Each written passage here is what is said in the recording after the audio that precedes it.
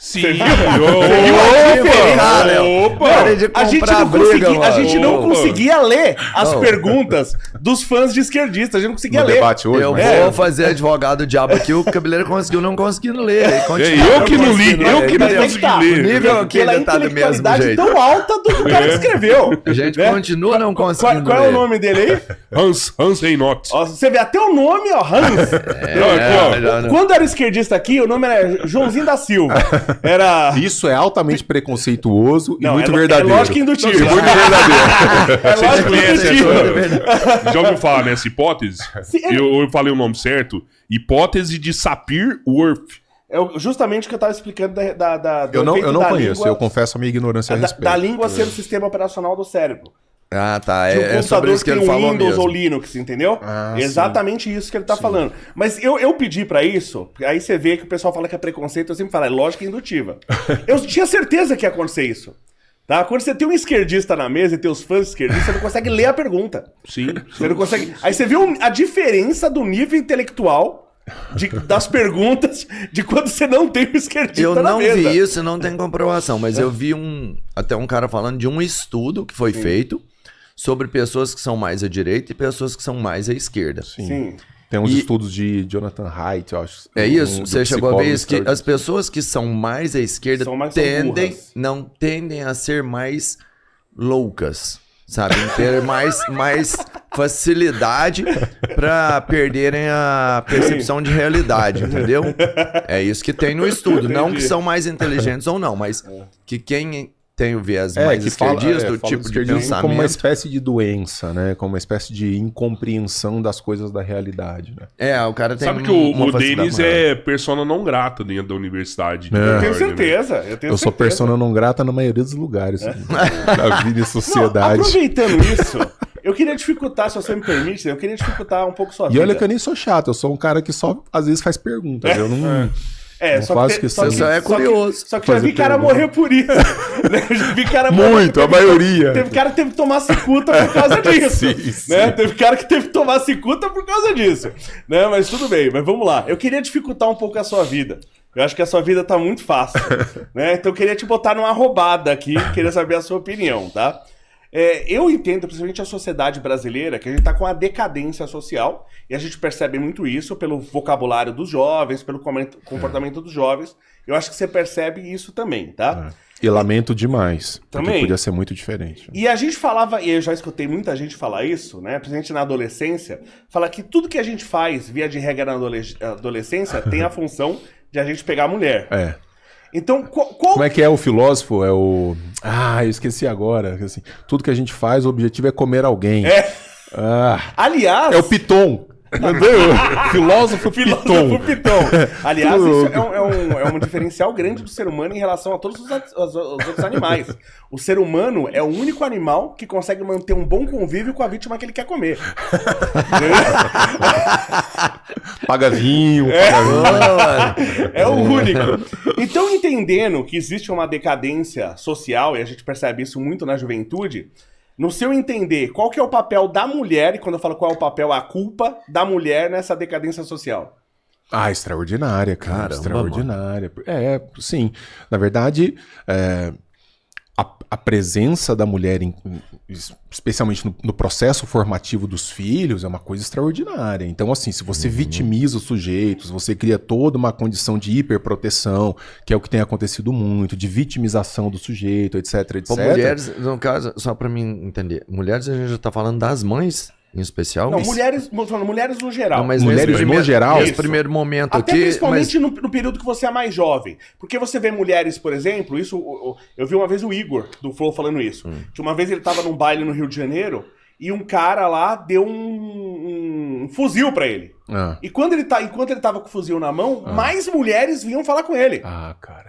Então, isso tem um impacto social grande. Sim. Você entendeu? Porque é mecanismo de incentivo. É um mecanismo de incentivo, perverso. Sim. Entendeu? Então por isso que eu pergunto.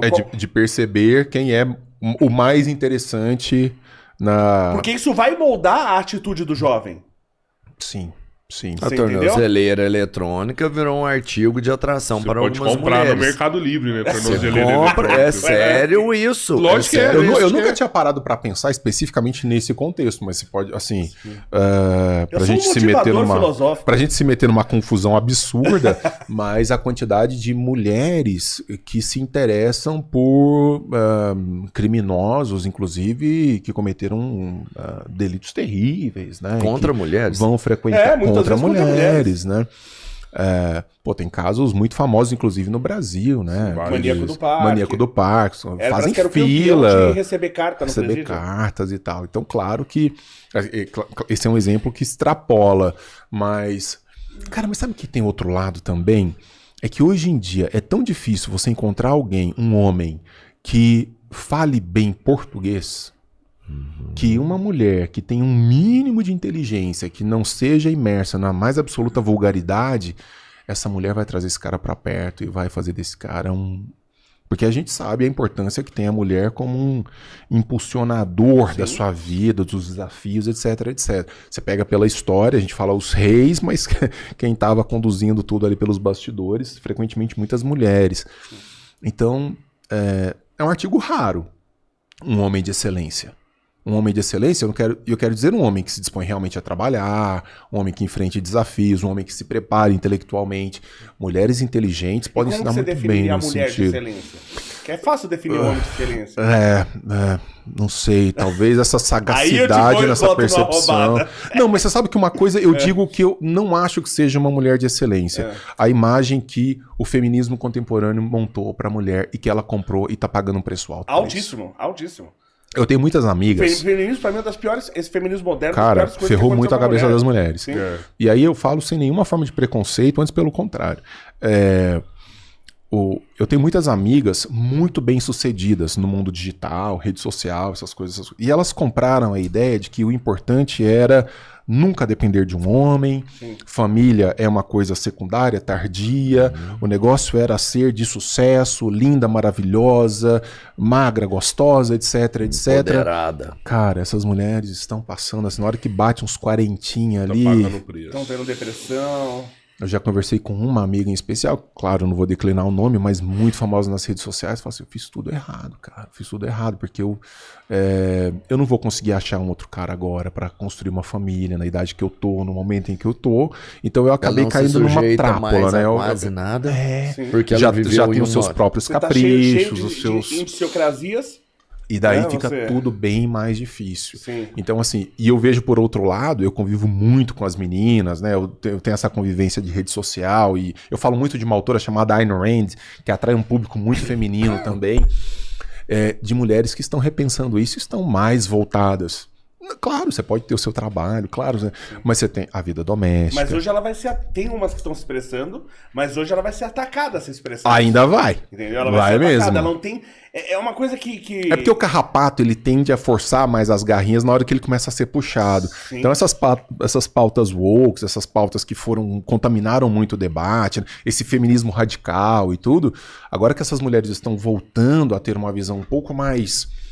Os conservadores adoram isso, né? Quer dizer, que no teste do tempo... sempre funcionou, exato, continua funcionando. Exato. O processo de colaboração que existe entre um homem e uma mulher, que eles não precisam competir, né? O Jordan Peterson fala muito sobre isso. São dois lados da mesma moeda. A gente tem milhares de anos de processo de colaboração. Eu vou caçar, ou você vai e eu fico, e eu cuido, e eu faço a outra coisa. Essa ideia de que não, nós estamos disputando pelo mesmo espaço, isso foi tudo muito nocivo. E criou uma geração muito complicada de cabeça. Então, os meninos vão ter que se repensar também nesse processo. Mas você consegue parar e analisar de forma macroscópica, assim, a sociedade inteira, o Ocidente.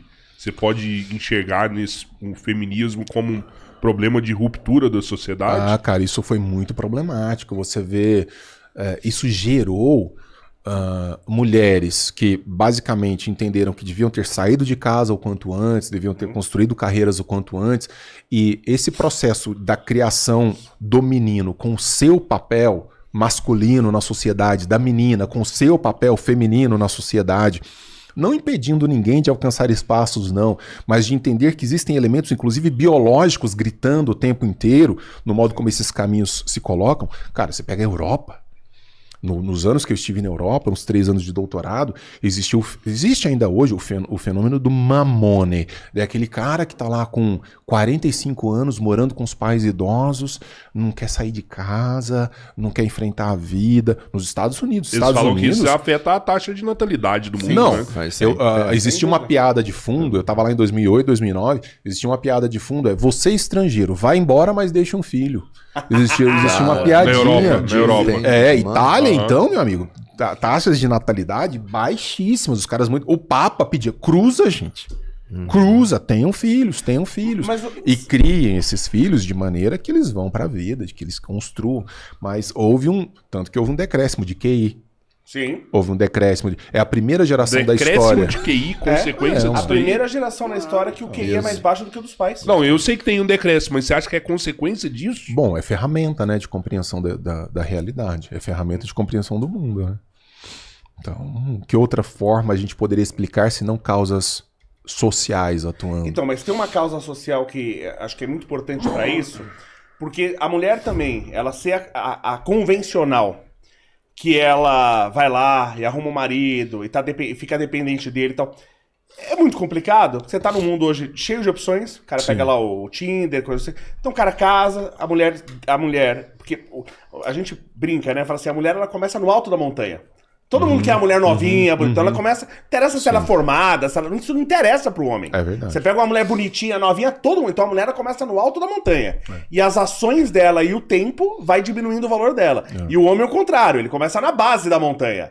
E aí as ações dele, o que ele vai fazendo, vai botando ele mais no topo. Né? O Denis, ele sempre começou no topo, meu irmão. Eu comecei baixo e tô decaindo. Eu já comecei na base da montanha, eu nunca tive lá. O Robertinho começou no topo.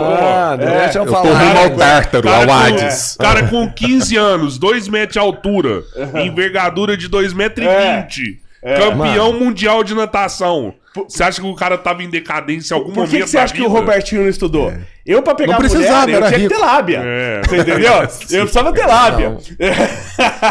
Eu precisava ficar calado, né? Até hoje é isso. Né? Fica calado, você consegue, né? Mas você vê que as famílias bem... Cara, você sabe gente, que o obrigado, viu? Vocês me compararam com o Denis, eu lembro do Denis. Eu lembro de mim. Mas a gente tava exatamente no mesmo nível. Não, mas você era dessa altura, mano. Eu tinha que olhar assim, olha lá o Denis lá, ó. E assim todo mundo fazia, tá? Olha lá o Denis lá, ó. A galera tá odiando o Léo por esses argumentos. Não, lê aí que eu quero ver. Tem um cara que é um economista / filósofo chamado Thomas Sowell. O argumento da montanha, o pessoal não gostou. O papo seu. O Thomas Sowell, ele fala do impacto da presença do pai e da mãe, ou seja, da família constituída, que hoje é tão depreciada, no processo de formação e no sucesso, na prosperidade, de modo geral, na vida. Tem estudo sobre isso. Cara, absurdo. É absurdo. Então, assim, ele pegava... Não importa se é preto, branco, se é gay, se não é gay. São categorias acessórias. Quer dizer, a questão é... Você tem uma figura masculina em casa. Sim. Você tem uma figura feminina em casa. Cada um exercendo o seu papel.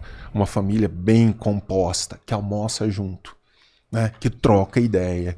Cara, isso é muito impactante no processo de sucesso, de construção de carreira daquelas crianças. Mas o fato das pessoas hoje não estarem em grupos sociais relativamente grandes, porque quando no passado, você tinha cidades menores, comunidades menores, então as pessoas se conheciam. Eu, por exemplo, não sei o nome da maioria dos meus vizinhos. Eu não sei. Saio de carro, volto de carro, portão elétrico, você não vê ninguém.